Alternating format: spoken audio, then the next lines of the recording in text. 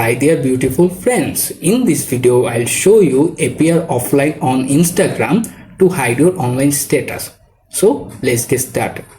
First of all, open the Instagram app on your phone. Make sure your app is updated to the latest version. If it's not updated, use the Google Play Store or App Store to update the app.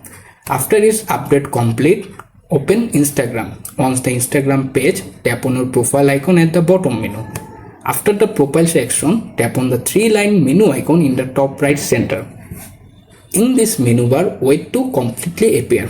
After that, scroll down a little. You can find the messages and story reply.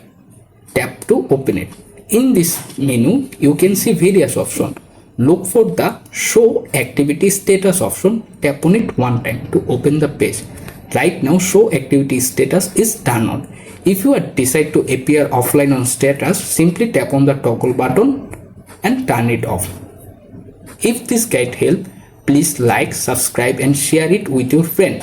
Check out our other Instagram tutorial and I will see you in the next video. Thanks for watching.